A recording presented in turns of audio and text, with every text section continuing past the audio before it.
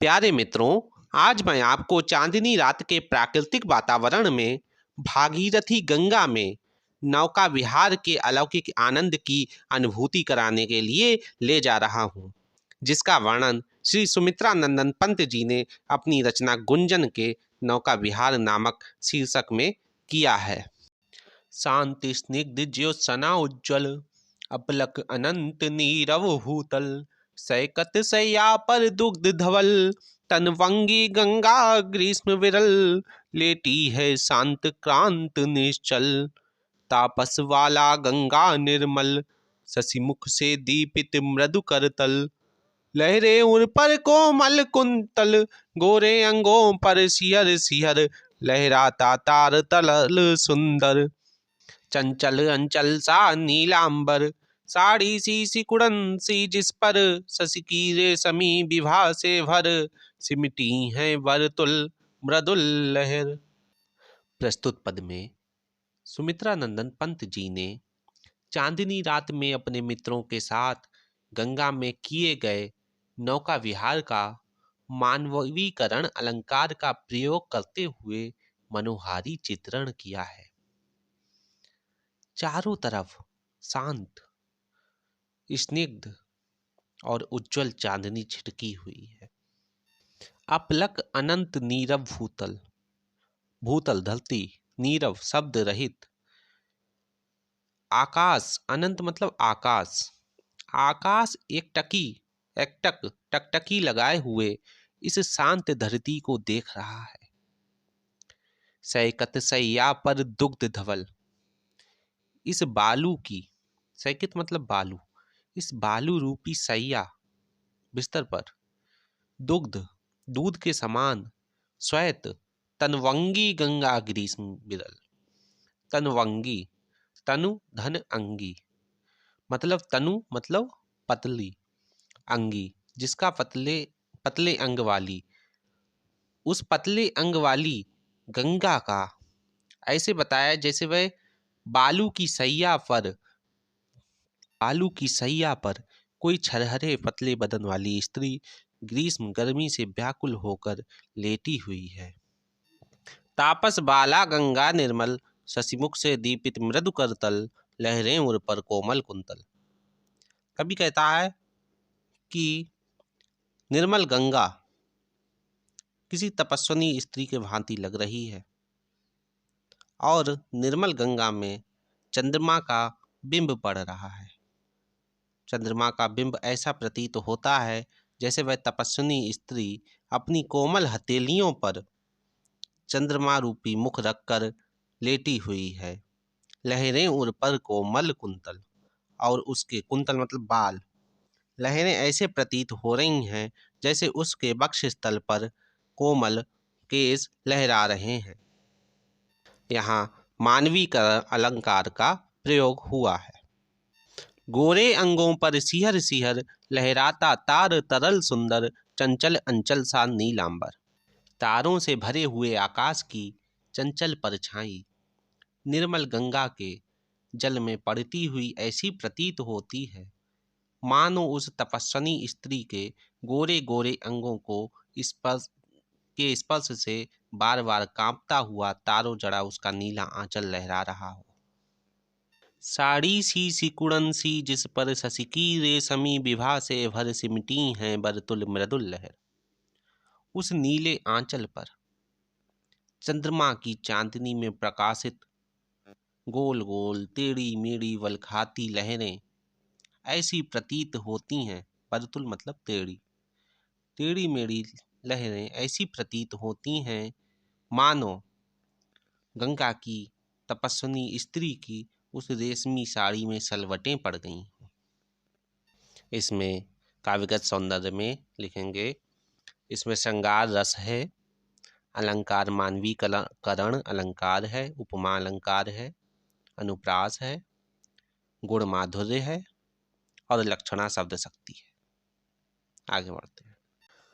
चांदनी रात का प्रथम पहर, हम चले नाव लेकर सत्वर, सिकता की सस्मित सीपी पर मोती की ज्योत्सना रही बिचर, लो पालें चढ़ी उठा लंगर, मृदु मंद मंद मंथर मंथर, लघु तरणी हंसनी सी सुंदर।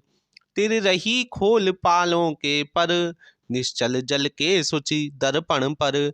बिंबित हो रजत पुलिन निर्भर, दुहरे ऊंचे लगते क्षण भर। काला कांकर का राजभवन, सोया जल में निश्चिंत प्रमन। पलकों पर वैभव स्वप्न सघन। पंत जी चांदनी रात के प्रथम पहर में एक छोटी सी नाव लेकर नौका विहार के लिए गंगा में आगे बढ़ जाते हैं। सिकता की सिसमित सी सीपी पर मोती की ज्योत्सना रही विचर। सिकता रेत, जिस प्रकार रेत में पड़ी हुई खुली हुई सीपी के भीतर मोती चमकता हुआ प्रतीत होता है, उसी प्रकार गंगा के पावन जल में चंद्रमा की चांदनी पड़ती हुई ऐसी प्रतीत हो रही है जैसे रेतीली सीपी के भीतर मोती। तो पालें चढ़ी उठा लंगर, मृदु मंद मंद मंथर मंथर। लघु तरणी हंसनी सी सुंदर। तरणी, तरणी मतलब नाव और तरणी मतलब सूर्य। तो लघु तरणी छोटी सी नाव, हंसनी सी सुंदर उपमा अलंकार। नाव को हंसनी बताया है। पालें जो ऊपर बांध देते हैं, और लंगर मतलब पतवार। कवि कह रहा है कि पालें चढ़ा दी गई हैं और पतवार उठा ली है। मृदु मंद मंद मंथर मंथर, धीरे धीरे से नाव चलती जा रही है हंसनी की भांति। यहाँ पंत जी ने नाव की उपमा हंसनी से की है। ठीक उसी प्रकार जिस प्रकार तुलसीदास जी ने रामचरितमानस में श्री रामचंद्र जी की उपमा हंस हाथी से, सहिजई चले सकल जग स्वामी, मत्त मंजुवर कुंजरगामी। आगे देखते हैं। निश्चल जल के सुचि दर्पण पर, बिंबित हो रजत पुलिन निर्भर। दुहरे ऊंचे लगते क्षण भर। लंगर उठते ही छोटी छोटी नावें पाल रूपी अपने पंख खोलकर हंसनियों के समान धीरे धीरे गंगा में तैरने लगी हैं। गंगा का जल शांत और निश्चल है, जो दर्पण शीशे के भांति सुशोभित हो रहा है। उस जल रूपी दर्पण में चांदनी में नहाया हुआ रेतीला तट प्रतिबिंबित होकर दुगने परिमाण में व्यक्त हो रहा है। निश्चल जल के सुचि दर्पण पर बिंबित हो रजत पुलिन निर्भर, दोहरे ऊंचे लगते क्षण भर। प्रतीत होते हैं क्षण भर के लिए जैसे दोहरे दोहरे ऊंचे हो गए हों। काला कांकर का राजभवन, सोया जल में निश्चिंत प्रमन। पलकों पर वैभव स्वप्न सघन। काला कांकर का राजभवन भी उस गंगा रूपी जल में दुगना प्रतीत हो रहा है, और उसका बिंब ऐसा लग रहा है जैसे वह राजभवन निश्चिंतता से सो रहा है, और उसकी झुकी हुई पलकें तथा शांत मन में मानो वैभव रूपी स्वप्न तैर रहे हैं। इसमें मानवीकरण, उपमा, उत्प्रेक्षा अलंकार का प्रयोग किया गया है। प्रसाद गुण है, अविधा शब्द शक्ति है, और शांत रस है।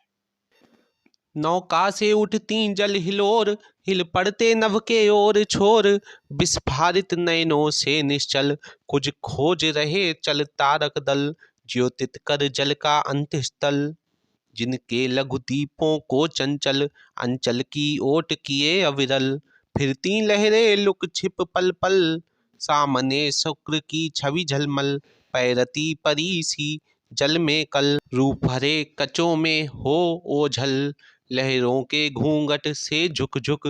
दसवीं का शशि निज तिर्यक मुख, दिखलाता मुग्धा सा रुक रुक। जब निर्मल गंगा में नौका चलती है, तब गंगा के निर्मल जल में पड़ने वाला आकाश का प्रतिबिंब हिलने लगता है। ऐसा प्रतीत हो रहा है जैसे उसके ओर छोर हिल रहे हैं। गंगा की लहरें उठने से आकाश के ओर छोर हिलते हुए प्रतीत होते हैं। विस्फारित नयनों से निश्चल, कुछ खोज रहे चल तारक दल। ज्योतित कर जल का अंतस्थल। और जब गंगा का जल शांत हो जाता है तो उसमें पड़ रही तारों की परछाई ऐसी प्रतीत होती है जैसे वे आंखें फाड़ फाड़ कर गंगा के जल में से कुछ खोज रहे हैं और गंगा के जल को प्रकाशित करते हैं। उसके अंतस्थल भीतरी भाग में वे कुछ खोज कर रहे हैं। जिनके लघु दीपों को चंचल अंचल की ओट किए अविरल, फिरती लहरें लुक छिप पल पल।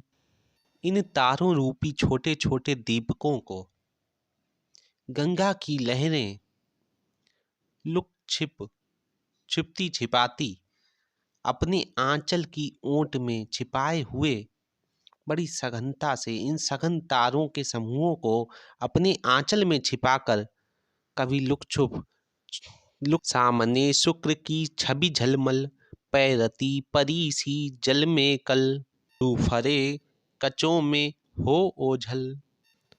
सामने ही शुक्र तारा झिलमिला रहा है, उसका प्रतिबिंब गंगा के जल में ऐसा पड़ रहा है मानो कोई परी तैर रही हो, जो कभी कभी उस चांदी जैसे रुपहले बालों अर्थात गंगा की लहरों में छिप जाता है।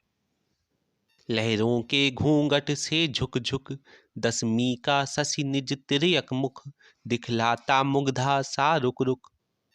जिस प्रकार कोई नायिका अपना चेहरा अपने पल्लू से आधा ढककर तिरछे चेहरा करके तिरछी निगाहों से नायक को देखती है, उसी प्रकार लहरों के घूंघट से दसवीं का चांद अपना तिरछा मुख निकालकर अब दिखा रहा है और कभी लहरों की चंचलता के कारण छिप जाता है, दिखलाता मुग्धा सा रुक रुक। तो इस प्रकार सुमित्रा नंदन पंत जी ने गंगा के निर्मल जल का मनोहारी वर्णन किया है नौका विहार का। आगे देखते हैं, काव्यगत सौंदर्य देखते हैं। इसमें रूपक, उपमा और मानवीकरण अलंकार का प्रयोग किया गया है। श्रृंगार रस है क्योंकि इसने माधुर्य का वर्णन किया है, सुंदरता का वर्णन किया है। लक्षणा शब्द शक्ति है और प्रसाद और माधुर्य गुण है। जब पहुंची चपला बीच धार, छिप गया चांदनी का कगार, दो बाहों से दूरस्थ तीर धारा का कृश कोमल शरीर, आलिंगन करने को अधीर। अति दूर क्षितिज पर बिटप माल, लगती भ्रू रेखा सी अराल, अपलक नव नील नयन विशाल। माँ के उर पर शिशुसा समीप, सोया धारा में एक दीप, उर्मिल प्रभा को कर प्रतीप। वह कौन विहक क्या बिकल कोक, उड़ता हरने निज बिरह शोक, छाया की को बिलोक, छाया की को बिलोक।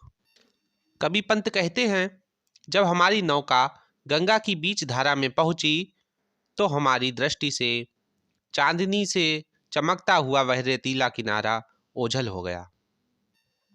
उस समय दूर दूर स्थित गंगा के दोनों किनारे ऐसे प्रतीत हो रहे हैं जैसे दो नायक बाहें फैलाए हुए गंगा रूपी नायिका से आलिंगन करना चाहते हों। अति दूर क्षितिज पर बिटप माल, लगती भ्रू रेखा सी अराल, अपलक नवनील नयन विशाल। बहुत दूर क्षितिज पर, क्षितिज वह स्थान जहाँ दूर से देखने पर धरती और आकाश मिलते हुए प्रतीत होते हैं।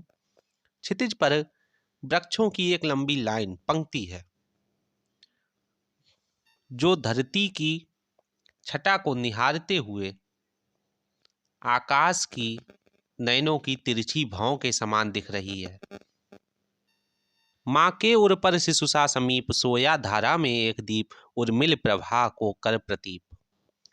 गंगा की उर्मिल प्रभा को गंगा की बीच धारा में स्थित एक दीप है जो शिशु के समान प्रतीत होता है। वह गंगा की धारा को प्रतीप मतलब जो उल्टा कर दे, गंगा की धारा को उल्टा कर दे रहा है बार बार। वह छोटा सा दीप ऐसा प्रतीत हो रहा है जैसे कोई छोटा सा शिशु अपनी माँ की छाती से चिपक कर सोया हुआ है और वह लहरों के प्रवाह को रोककर उलट देता था। कौन बिहग क्या बिकल कोक, उड़ता हरने निज बिरह शोक, छाया की को बिलो। गंगा की निर्मल जल के ऊपर उड़ता हुआ एक पक्षी अपनी छाया को, चकवा पक्षी अपनी छाया को गंगा के निर्मल जल में देखता है और उसे प्रतीत होता है, उसे यह भ्रांति हो जाती है कि यह उसकी कोकी है, जो कि उससे विरह वेदना के कारण बिछुड़ गई है और कहीं उड़ रही है, और उसी की खोज में वह चकवा पक्षी उड़ता चला जा रहा है। काव्यगत सौंदर्य देखेंगे, इसमें रूपक, उपमा, मानवीकरण और भ्रांतिमान अलंकार है। श्रृंगार रस है, माधुर्य और प्रसाद गुण है, लक्षणा शब्द शक्ति है। पतवार घुमा अब प्रतनुभार, नौका घूमी विपरीत धार, दाणों के चलकर तल पसार, भर भर मुक्ता फल फेन स्फार, विखराती जल में तार हार, चांदी के सापों सी रलमल, नाचती रश्मियां जल में चल, रेखाओं सी खिंच तरल सरल, लहरों की लतिकाओं में खिल, सौ सौ शशि सौ सौ उड़ झिलमिल, फैले फूले जल में भेनिल, अब उथला सरिता का प्रवाह, लग्गी से ले ले सहज था, हम बड़े घाट को सहोत्साह। पंत जी कहते हैं, जैसे ही हमारी नौका बीच धारा में पहुंचती है तो उसका भार बहुत कम हो गया। प्रतनु मतलब अत्यंत क्षीण। यह वैज्ञानिक कारण भी है कि पर्याप्त द्रव में तैरती हुई वस्तु का भार कम हो जाता है, और जब नाव का भार कम हो गया, तभी हमने पतवार की सहायता से अपनी नौका को धारा के विपरीत दिशा में मोड़ लिया, और जब डंडों से, पतवारों से नाव चला रहे हैं तो उन डंडों के पिछला सिरा जो है वो आपस में टकरा रहे हैं, तो ऐसे प्रतीत हो रहे हैं जैसे तालियां बज रही हों, और उनके द्वारा पर्याप्त मात्रा में फेन मतलब झाग उस गंगा से उठ रहे हैं, जो मोती के समान प्रतीत होते हैं, और आकाश में स्थित तारों के प्रतिबिंब ऐसे प्रतीत हो रहे हैं जैसे पतवार जल में तारे रूपी हारों को बिखरा रही है। चांदी के सांपों सी रलमल, नाचती रश्मियां जल में चल, रेखाओं सी खिंच तरल सरल। पतवारों के द्वारा उस शांत जल में लहरें उठती हैं जो चांदी के सांपों के समान आगे को रेंगती हुई चलती हैं। लहरों के कारण चंचल जल में चंद्रमा की किरणें ऐसी नाचती प्रतीत होती हैं मानो उस तरल जल में अनगिनत सीधी रेखाएं खिंच रही हों। लहरों की लतिकाओं में खिल, सौ सौ शशि सौ सौ उड़ झिलमिल, फैले फूले जल में फेनिल। उन लहरों तथा झागों में झिलमिलाता चंद्रमा सौ सौ चंद्रमाओं की भांति प्रतीत हो रहा है, तथा एक एक तारा सौ सौ तारे बनकर सुशोभित हो रहे हैं, मानो लहरों रूपी बेलें फल फूल गई हों। अब उथला सरिता का प्रवाह, लग्गी से ले ले सहज था, हम बड़े घाट को सहोत्साह। अब पंत जी कहते हैं कि अब हम अपनी नौका को धारा के बीच से निकालकर किनारे पर घाट की ओर चल पड़ते हैं। हम जैसे जैसे किनारे की ओर बढ़ते जाते हैं वैसे वैसे जल उथला होता जाता है, जल कम होता जाता है, और जल की गति भी कम होती जाती है। तब हम एक बांस लेकर के पानी की गहराई का अनुमान लगाते हैं और अत्यंत उत्साह और आनंद के साथ घाट की ओर बढ़ने लगते हैं। ज्यों ज्यों लगती नाव पार, उर में आलोकित सत विचार, इस धारा सा ही जग का क्रम, शाश्वत इस जीवन का उद्गम, शाश्वत है गति शाश्वत संगम, शाश्वत नव का नीला विकास, शाश्वत शशि का यह रजत हास, शाश्वत लघु लहरों का विलास, हे जग जीवन के कर्णधार, चिर जन्म मरण के आर पार, शाश्वत जीवन नौका विहार, मैं भूल गया अस्तित्व ज्ञान, जीवन का यह शाश्वत प्रमाण, करता मुझको अमृत दान। कवि सुमित्रा नंदन पंत जी अंतिम पद में कहते हैं कि जैसे जैसे हमारी नौका दूसरे किनारे की ओर बढ़ती जाती है, वैसे ही हमारे हृदय में सैकड़ों विचार उठने लगते हैं, और हम सोचते हैं कि संसार का क्रम भी इस जलधारा के समान ही है।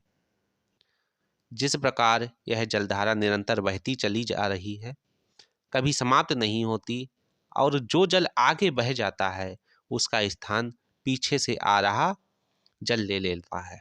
ठीक उसी प्रकार जिस प्रकार युधिष्ठिर के राज तिलक के बाद धृतराष्ट्र ने बन जाने के लिए कहा, तब अर्जुन ने उनसे पूछा था, बन के लिए प्रस्थान क्यों ज्येष्ठ पिताश्री?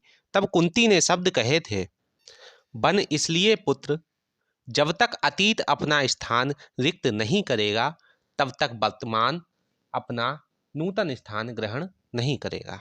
इसी प्रकार जीवन का उद्गम भी शाश्वत है। जलधारा के समान ही जीवन की गति तथा मिलन भी शाश्वत है, अर्थात यह जीवन का क्रम कभी टूटने वाला नहीं है। शाश्वत नव का नीला विकास, शाश्वत शशि का यह रजत हास, शाश्वत लघु लहरों का विलास। कवि कहता है कि चंद्रमा का यह विस्तार भी शाश्वत है, नभ का विस्तार भी शाश्वत है, शशि की चंद्रमा की यह चांदनी हंसी भी शाश्वत है। इसी प्रकार लहरों का ऐश्वर्य भी शाश्वत है। जग जीवन के कर्णधार, चिर जन्म मरण के आर पार, शाश्वत जीवन नौका विहार। कभी भावनाओं में सागर में डूबते हुए यह सोचने लगा कि हे संसार के जीवन रूपी नौका को चलाने वाले परमपिता परमेश्वर, जन्म के पश्चात सदैव मृत्यु और मृत्यु के पश्चात सदैव जन्म है। इसी प्रकार यह जीवन रूपी नौका का विहार निरंतर चलता रहता है। कवि सुमित्रानंदन पंत भावनाओं में बहते हुए सोचते हैं कि मैं चिंतनशील होकर भी अपनी सत्ता का ज्ञान भूल गया, मैं भूल गया अस्तित्व ज्ञान, जीवन का यह शाश्वत प्रमाण करता मुझको अमृत ध्यान। मैं अपनी सत्ता का ज्ञान भूल गया, जीवन की शाश्वतता का जलधारा रूपी यह प्रमाण ही मुझे अमृत प्रदान करता है। इसमें श्रृंगार रस है, उपमा एवं रूपक अलंकार है, लक्षणा शब्द शक्ति है, माधुर्य गुण है और यह छंद स्वच्छंद है। इसी के साथ नौका विहार पाठ की व्याख्या समाप्त होती है। अगर आपको अच्छी लगी हो तो इस चैनल को सब्सक्राइब कीजिए, लाइक कमेंट करके मार्गदर्शन प्रदान कीजिए। धन्यवाद।